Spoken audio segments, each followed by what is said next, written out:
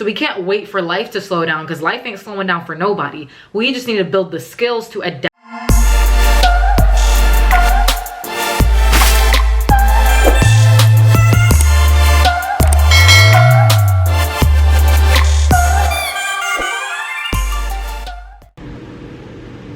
Hey guys, welcome to this vlog.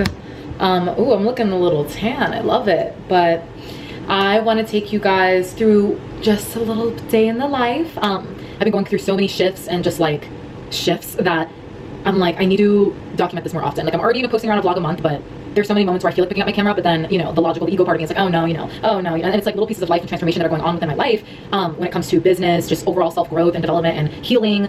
And I need to capture it. Like there's only so much journaling we can do, right? I feel like vlogging has always been a way for me to really document my journey. And when I don't get in my head about it and compare myself to people who have been doing it for years consistently, I know that I'm doing it with an alignment. So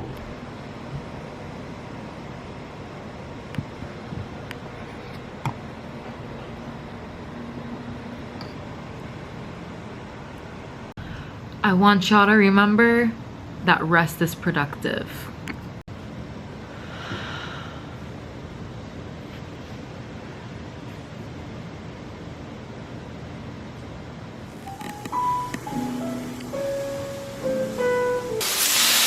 Okay, that one's better.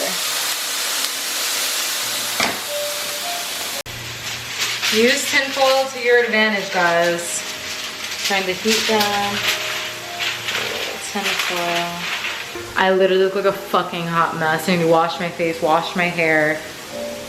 It's like last day of my hair being in a bun. I have fucking chicken grease on my skin. Your meals don't need to be like a crazy gourmet meal every motherfucking day, especially if you are really trying to simplify your nutrition. You know, like I don't really like to try to demonize simple meals. If they're healthy, they hit your macros and, you know, they do the job, it tastes good, it's still flavorful, right? Like meals like salmon, rice, veggies, chicken, you know, beans, rice, vegetables, or a side salad, like steak and mashed potatoes and green beans, like really macro balanced meals. I personally will kind of go through phases, right? I don't like to have every single one of my meals be like a highly processed, macro-friendly meal. I like to incorporate foods and ingredients that I love, but still prioritize nutrient density. So what I mean by that is I'll still have my micronutrients, M-I-C-R-O, micronutrients, which are your vitamins and minerals, and these are like your, you know, these are gonna be the things that add color to your plate and, you know, more vitamins and minerals to your plate. That's still important. I'm just like ending my cut and bitch, I don't have time to be creative. I just need to hit my macros, feel a little satiated and satisfied, and go. I'm gonna get some of the chicken that's already warm.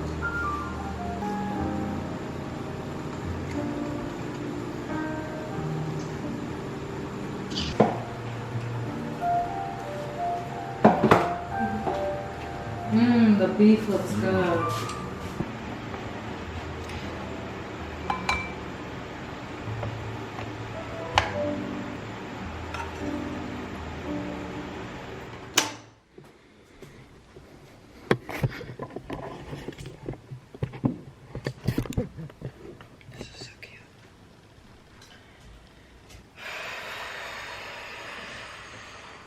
Okay guys, we are ready for the day. I feel so much better. It just feels so good to just get yourself together just a little bit. Just a little bit.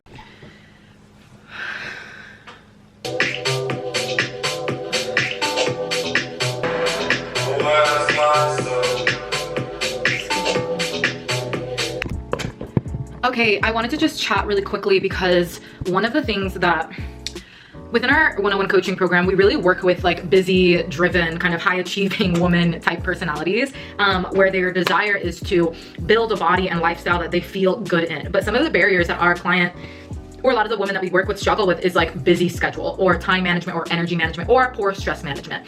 And so that sounds like you, where you've always like, you want to get fit, you want to get healthy, you want to lead this healthy lifestyle, but you just feel like, you know, you're too busy, you have so like not enough energy to pour back into yourself. Any energy you do have, you just want to spend it vegging out, which is fine. I think that's really important to give yourself permission to do that, but I think in moderation, because sometimes we can then feel like shit about ourselves, right? So I want to give you guys 3 tips to start leading a more healthy, fit lifestyle and feeling better, clearer in your body and your mind without overhauling your life, especially if you have a very busy schedule. The first thing is to really identify your priorities. Sometimes we set these very lofty goals for ourselves, but then we don't actually take aligned action toward it, because if we're actually being honest with ourselves, it's really not as much of a priority as we say it is. It might sound good in our heads, but when it actually comes to taking that action required to reach that goal, obviously our actions are showing that it's just not a priority, right? Or maybe we're struggling to manage our stress levels, or maybe we're struggling to manage our energy levels, and that way it just feels harder to show up, right? So I'll have this conversation with our clients sometimes where maybe their consistent excuse or reason is like, I'm just so busy, I forget, I'm just so busy, I forget. And in that point, I will ask them, hey, like, are your goals still the same? Are they still like in your top 3 of your priority list?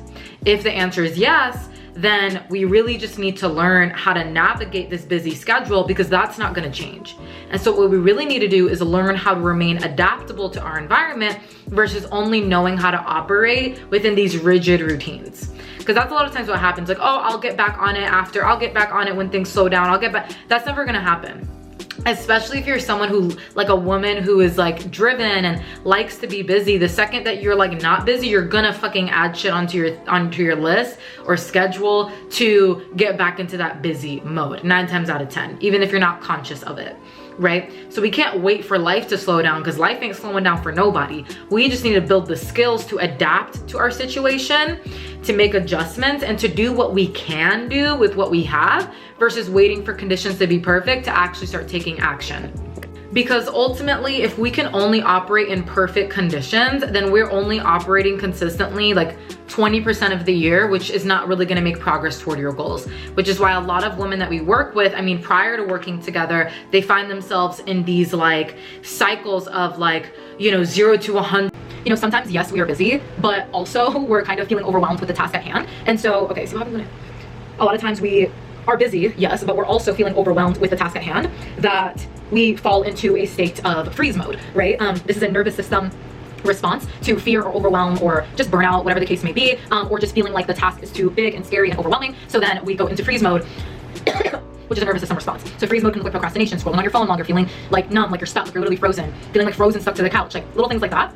In those cases where you're like busy, yes, but you also like struggle to have the capacity to build new skills, because that's what it really is. Meal prepping, learning how to track your macros, going to making time for, you know, moving your body, however that looks like for you. That requires you to build skills and capacity to integrate new habits, right? Because habit and behavior change is not an easy thing. If it was easy, we'd all do it, right? And so while being really busy and having a busy schedule is like a lot of times surface level struggle and challenge, a lot of the times if we peel those layers back, it's also actually like, just our body, like we are going into freeze mode, or getting just like paralyzed into action, or paralyzed from action, because we're thinking so ahead that we are overwhelming ourselves, right? It's like meal prepping, we're thinking about going to the, we're thinking so far ahead that we're actually making ourselves already too tired for the task, instead of just getting up and doing it, because we've all said it to ourselves before, where it's like, oh my God, all this thinking, all this scrolling, I could have been done by now, right? It's like I've wasted so much time because we're procrastinating or putting it off, because maybe we're stuck in freeze mode or whatever, or maybe, yeah, like whatever.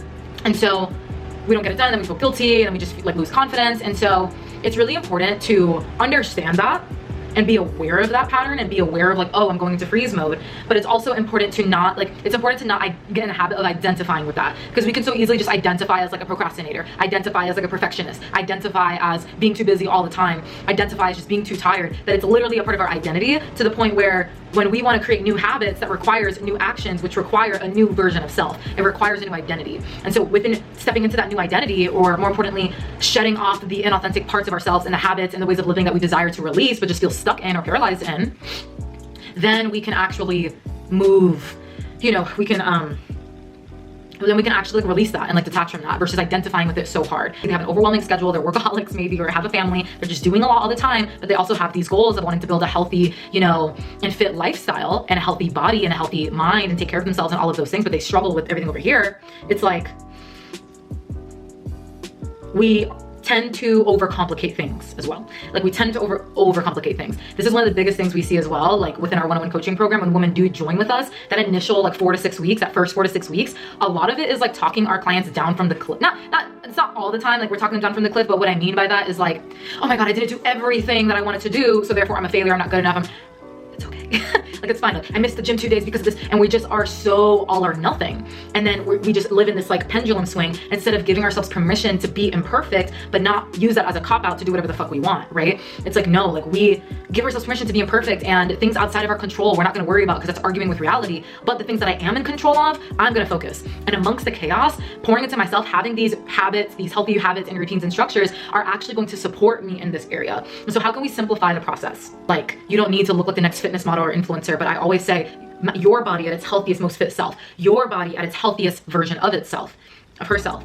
And that requires us to build certain skills. And sometimes that requires us to get help. Let's just keep it real. Like, I have never done this on my own. I've had coaches throughout my entire journey. There's been periods where I've coached myself because I do have the knowledge, in order to do that. But girl, like, it's brain work sometimes. And sometimes it's nice to just outsource that, like, and have that extra source of accountability to keep you on track with your goals. It's ultimately up to you, but 9 times out of 10, when it's just up to us, we're still not gonna follow through. Let's just keep it real. But yeah, it is about 1:39 now, so it's almost 2 p.m. I've had Cheerios and I had my protein shake in the morning with banana, had a bunch of carbs. I probably have it around 60 grams of carbs by now. I'm gonna go train, so we're about to get in a good old back and glute day, and then I have a call later, so we'll close it out then.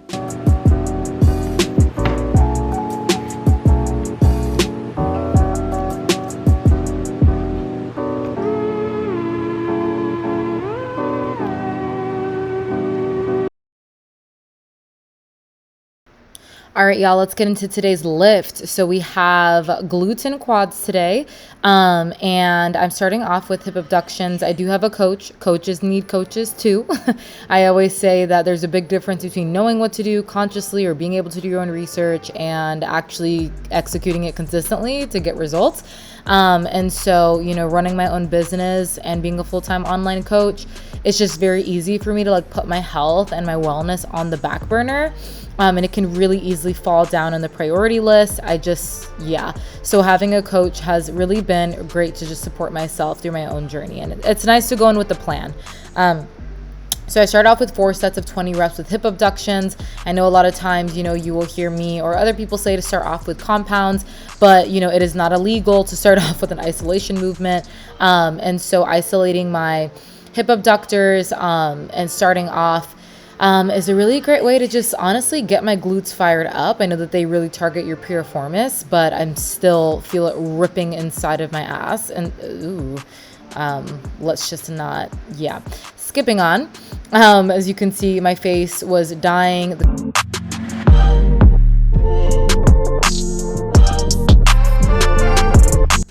Next, we went into barbell hip thrusts, baby. I know a lot of people complain about the setup, but honestly, I don't mind it. I feel like it's like functional fitness. You know what I mean?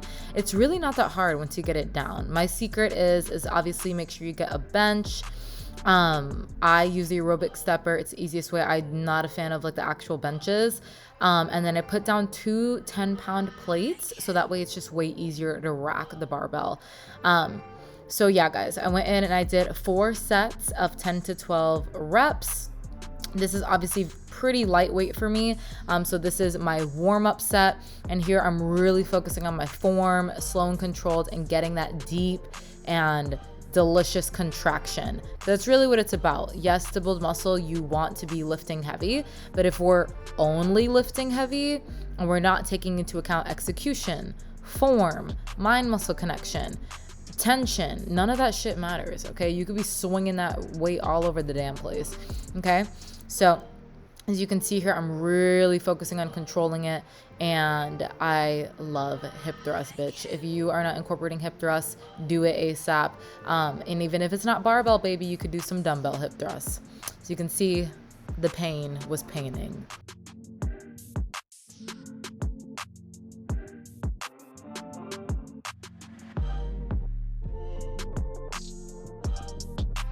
Okay, next set, mamacita. So we are now going into our actual working sets. This is not heavy necessarily for me at all. But guys, remember, I am going towards the near end of my cut, my calorie deficit. So I don't feel that mind muscle connection as much pushing 250 hip thrusts. You know what I mean? Like, this is a good weight for me to complete all of my repetitions. but with solid form, solid mind muscle connection. I feel the tension, and that's what hypertrophy training is all about. Okay, so as you can see here, I'm really focusing on pushing. My mind wants to stop, but we got to keep going. And I'm just thinking about how my ass is gonna look on a night out in a pair of jeans. Like, that's really it.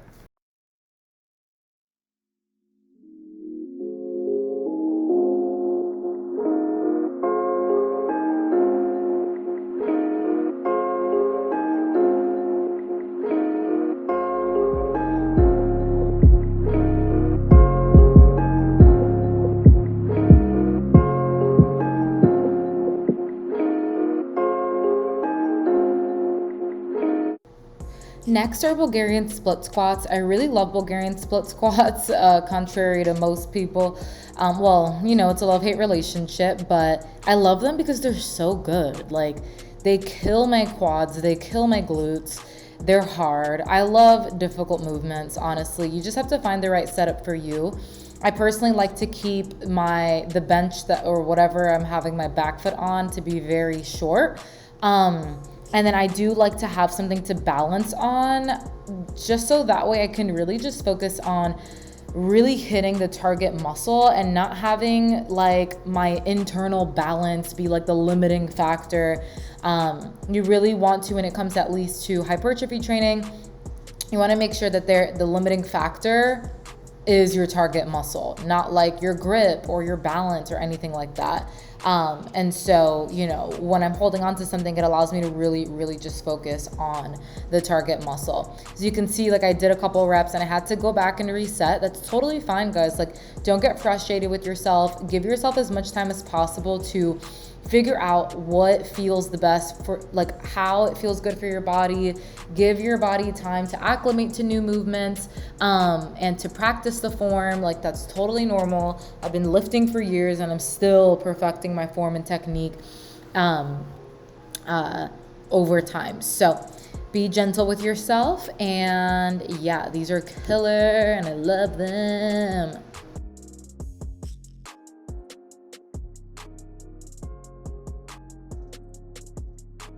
Lastly, guys, I finished up with seated hamstring curls. These are obviously an isolation movement to isolate or target the hamstrings. And I'm always trying to grow my hamstrings, baby. So yeah, guys, I want to wrap up today's vlog with just talking a little bit more about like how to stay motivated. I know that's a big question that I get asked a lot, is not necessarily how to stay motivated, but how to keep going when motivation isn't there. And you obviously hear like the cliche, oh, you can't rely on motivation, you have to rely on discipline, right? And so being disciplined can feel literally like punishment sometimes, right? It can feel like pain. The way that I like to look at it is that, you know, I do this, the gym, meal prepping, like all of the things, because I just want to be better than who I was yesterday. And I like to challenge myself. I like to challenge my body. I like to challenge my mind. I like to get out of my comfort zone. And when I put in these little practices of building a healthy, fit lifestyle, it gives me that mental edge of discipline. I become more disciplined through putting it into practice regardless. And that doesn't mean that I'm always disciplined and always do what I need to do. There's days where I leave after 2 workouts. Let's keep it real. But ultimately I focus on the big picture and I focus on, you know, the long game, really. I don't look at my fitness journey and like my health as like a one and done thing. I don't look at it as like something that has a finish line. I don't look at it as something that has like a start and stop button or a pause button. As long as I have a body and I'm breathing, there's something I can do to support my physical and mental health. There's literally nothing, guys, that we are always going to feel inspired by, even if you love it. You know what I mean? I hear a lot of people say the gym is my sanctuary. Well, girl, is not mine. You know what I mean? Like, it's really a place for me to challenge myself, push myself, be better, build my, you know, strong physique. Like, that's what I want. And so it's a great way for me to challenge myself and get out of my comfort zone. But, you know, at the end of the day, really the skill is built when you don't feel like doing it. Like, everything is easy when you feel like it, But the actual skill of being disciplined, the skills that it takes to actually maintain that lifestyle and body long term, that skill is built when you don't feel like it. So when you don't feel like it, know that that's when the test, that's when the challenge comes, and that's when you show up the most. So when you feel it giving up. I'm gonna wrap the vlog out here. Make sure to leave a like, subscribe, and I'll see y'all next time. Bye.